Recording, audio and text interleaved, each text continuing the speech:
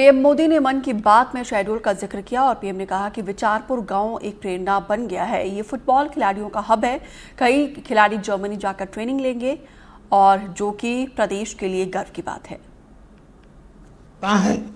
कि आजकल पॉडकास्ट का बहुत फैशन है। विभिन्न विषयों से जुड़े पॉडकास्ट को भांति भांति के लोग देखते और सुनते हैं। बीते दिनों मैं भी कुछ पॉडकास्ट में शामिल हुआ था। ऐसा ही एक पॉडकास्ट दुनिया के बहुत फेमस पॉडकास्टर लैक्स फ्रीडमैन के साथ हुआ था। उस पॉडकास्ट में बहुत सारी बातें हुई और दुनिया भर के लोगों ने उसे सुना भी।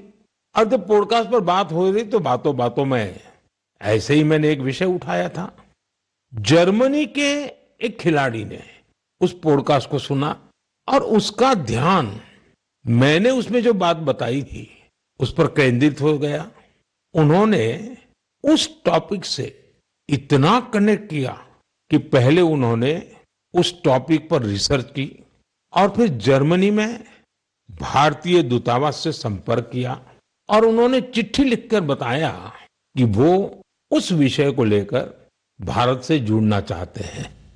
आप सोच रहे होंगे कि मोदी जी ने पॉडकास्ट में ऐसा कैसा विषय कह दिया जो जर्मनी के खिलाड़ी को प्रेरित कर गया।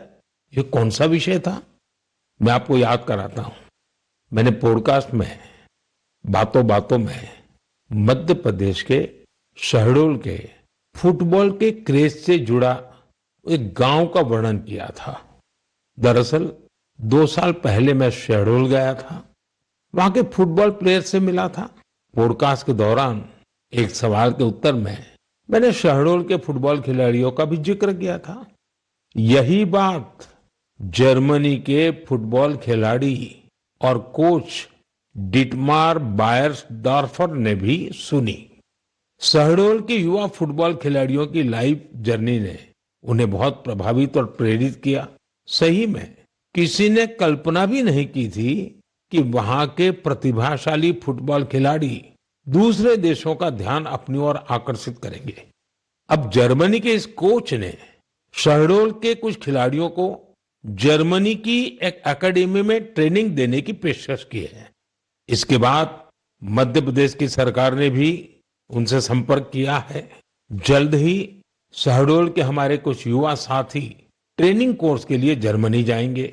मुझे यह देखकर भी बहुत आनंद आता है कि भारत में फुटबॉल की लोकप्रियता निरंतर बढ़ रही है। मैं फुटबॉल प्रेमियों से आग्रह करता हूं कि जब समय मिले वे शहडोल जरूर जाएं और वहां हो रहे स्पोर्टिंग रिवॉल्यूशन को करीब से देखें।